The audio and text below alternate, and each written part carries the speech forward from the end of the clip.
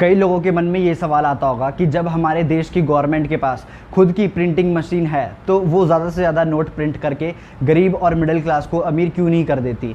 क्यों गरीब देश ज़्यादा नोट प्रिंटिंग करके एक अमीर देश क्यों नहीं बन जाते, और क्यों यूएस डॉलर को ही वर्ल्ड की ग्लोबल करेंसी बनाया गया और किसी और करेंसी को क्यों नहीं, और यूएस डॉलर दुनिया की सबसे मजबूत करेंसी कैसे बनी। तो आइए बात करते हैं इस वीडियो में इन्हीं सभी टॉपिक्स के बारे में बिल्कुल डिटेल में। और अगर चैनल पर आप नए हैं तो चैनल को कर लीजिए सब्सक्राइब ताकि आने वाली और भी इंफॉर्मेटिव वीडियोस को आप मिस ना करें। तो चलिए चलते आगे सीधा वीडियो की तरफ।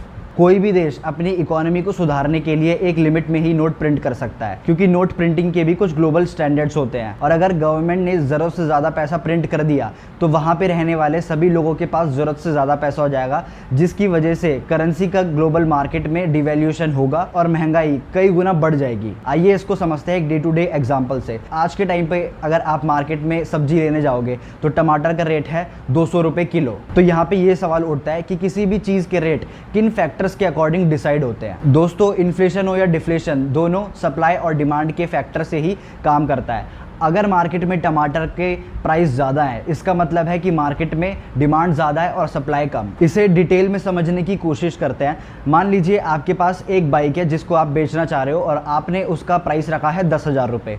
रेट सुनकर मान लीजिए अगर 10 लोग आपकी बाइक खरीदने के लिए आ गए, पर अब प्रॉब्लम यह है कि बाइक सिर्फ एक ही है और डिमांड ज़्यादा है। तो आप क्या करोगे, आप उस बाइक का रेट बढ़ा दोगे और तब तक बढ़ाओगे जब तक कोई एक बंदा उस बाइक को खरीदने के लिए तैयार ना हो जाए। ठीक यही सिचुएशन अभी मार्केट में टमाटर के साथ हो रही है कि मार्केट में टमाटर की डिमांड ज़्यादा है पर सप्लाई कम है। इसकी वजह से अल्टीमेटली टमाटर का प्राइस इंक्रीज हो गया। दोस्तों, जिन जिन देशों ने आज तक अपनी देश की इकोनॉमी को सुधारने के लिए ज़रूरत से ज़्यादा पैसा प्रिंट किया है, उनको आखिरी में बदहाल ही होना पड़ा है। यही कारनामा 2008 में जिम्बाब्वे की सरकार ने किया था अपनी इकोनॉमी को सुधारने के लिए। वहाँ पे हालात इतने बुरे हो गए कि देश में महंगाई 23 करोड़% से बढ़ गई और हाइपर इन्फ्लेशन की सिचुएशन आ गई। हाइपर इन्फ्लेशन के कारण सिचुएशन कुछ ऐसी बन गई कि जो चीज़ पहले एक जिम्बाब्वे डॉलर की मिलती थी उसका प्राइस बढ़कर 231 जिम्बाब्वे डॉलर हो गया। और बिल्कुल सेम गलती कई सारे दक्षिण अफ्रीकी देश पहले कर चुके हैं और हालात यहाँ तक आ गए थे कि एसेंशियल प्रोडक्ट्स जैसे ब्रेड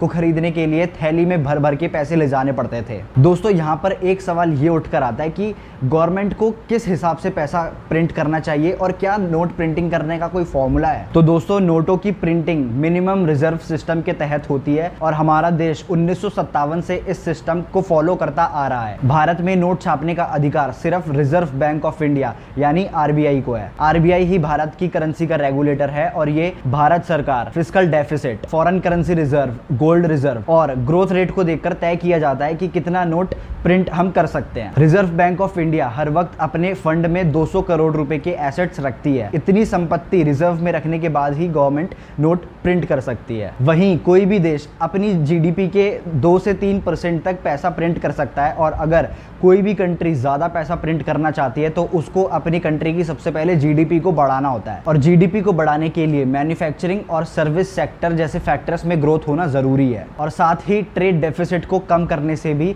देश की जीडीपी को बढ़ाया जा सकता है और गवर्नमेंट अल्टीमेटली ज़्यादा नोट प्रिंट कर सकती है। दोस्तों, अब बात ये आती है कि डॉलर के मुकाबले ही क्यों किसी दूसरे देश की करेंसी की वैल्यू तय की जाती है। दरअसल किसी भी देश की करेंसी की कीमत इकोनॉमी के बेसिक प्रिंसिपल सप्लाई और डिमांड के आधार पर तय की जाती है। फॉरेन एक्सचेंज मार्केट में जिस करेंसी की डिमांड मार्केट में ज्यादा होगी उसकी कीमत भी ज्यादा होगी और जिस करेंसी की डिमांड कम होगी उसकी कीमत भी कम होगी। ये पूरी तरीके से ऑटोमेटेड है, यानी गवर्नमेंट करेंसी के रेट को डायरेक्टली अफेक्ट नहीं कर सकती। वही करेंसी की कीमत तय करने का एक और तरीका भी है जिसे पैक्ड एक्सचेंज रेट यानी फिक्स्ड एक्सचेंज रेट के नाम से भी जाना जाता है। इसमें एक देश दूसरे देश के मुकाबले अपने देश की करेंसी की वैल्यू को फिक्स्ड कर देता है। जैसे भारत ने नेपाल के साथ फिक्स्ड एक्सचेंज रेट के सिस्टम को अपनाया हुआ है, इसलिए एक इंडियन रुपए की कीमत नेपाल में 1.6 नेपाली रुपए होती है। ये तरीका जनरली महंगाई को कंट्रोल करने के लिए और ट्रेड को बढ़ाने के लिए किया जाता है। नेपाल के साथ साथ कई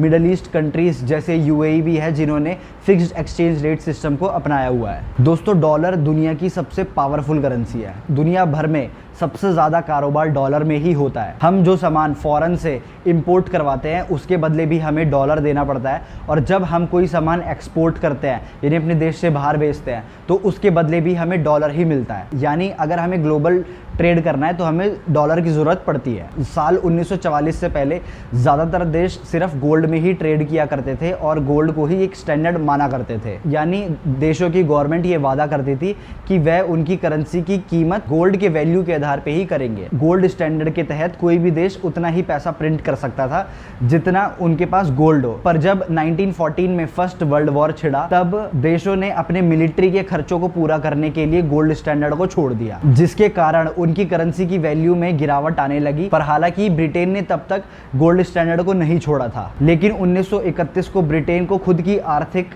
हालात की वजह से गोल्ड स्टैंडर्ड को छोड़ना पड़ा। इसके बाद 1944 में ब्रेटन वुड्स का समझौता हुआ और उसके बाद से ही यूएस डॉलर की मजबूती शुरू हो गई। इस समझौते में सबने मिलकर अमेरिकी डॉलर के मुकाबले सभी करेंसी के एक्सचेंज रेट को तय किया। पर अब आप ये सोच रहे होंगे कि अमेरिकी डॉलर के मुकाबले ही क्यों एक्सचेंज रेट को तय किया गया। उसका कारण यह है कि पहले वर्ल्ड वॉर के दौरान करीबन 80% सोना सिर्फ अमेरिका के पास था, इसलिए दूसरे देशों ने गोल्ड की जगह यूएस डॉलर को समर्थन दिया। लेकिन इसके बाद 1970 के स्टार्टिंग में इन्फ्लेशन के चलते देशों ने डॉलर के बदले गोल्ड की मांग करना शुरू कर दी। ये देश अमेरिका को उनका डॉलर देते और उनसे गोल्ड वापस ले आते, जिसके कारण अमेरिका का गोल्ड रिजर्व खत्म होने लगा। और अपने देश का गोल्ड रिजर्व खत्म होते देख अमेरिका के प्रेसिडेंट रिचर्ड निक्सन ने 1971 में गोल्ड स्टैंडर्ड को छोड़ दिया, मतलब डॉलर और गोल्ड के बीच की एक्सचेंज रेट को खत्म कर दिया था। और इसी कारण डॉलर में फ्लोटिंग रेट शुरू हुआ। आज के टाइम पर हर रोज आप डॉलर का प्राइस ऊपर और नीचे जाते हुए देखते होंगे, वो इसी चीज का कारण है। दोस्तों, आज के टाइम पर 85% ट्रेड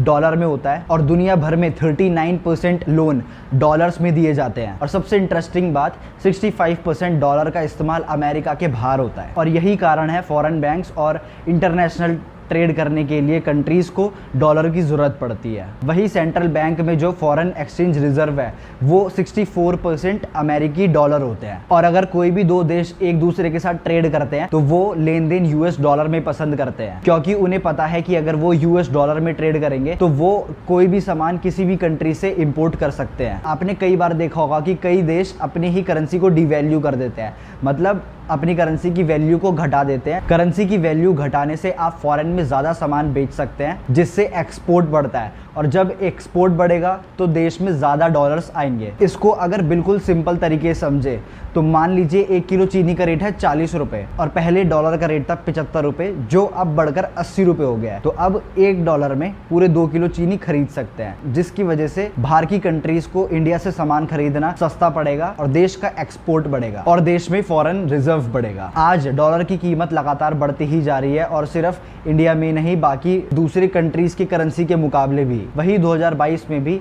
रशिया और यूक्रेन की वॉर की वजह से भी डॉलर की कीमत बढ़ी है। इस वॉर की वजह से दुनिया में अनस्टेबिलिटी आई और सप्लाई और डिमांड की जो चेन थी वो बिगड़ी। इसके साथ ही रशिया के यूक्रेन पर हमले के लिए और महंगाई को कंट्रोल करने के लिए अमेरिका के सेंट्रल बैंक फेडरल रिजर्व ने इंटरेस्ट रेट को बढ़ा दिया, जिसके बाद दुनिया भर के इन्वेस्टर्स ने दुनिया भर से अपना पैसा निकाला और उसको सेफ जगह जाके इन्वेस्ट किया। तो दोस्तों, आज की वीडियो में सिर्फ इतना ही। आई होप कि आपको ये वीडियो पसंद आई होगी, और अगर आपको ये वीडियो इन्फॉर्मेटिव लगी है तो चैनल को कर लीजिए सब्सक्राइब और वीडियो को लाइक कर दीजिए और बेल आइकन को प्रेस कर दीजिए। मिलते हैं आपसे अगली वीडियो में।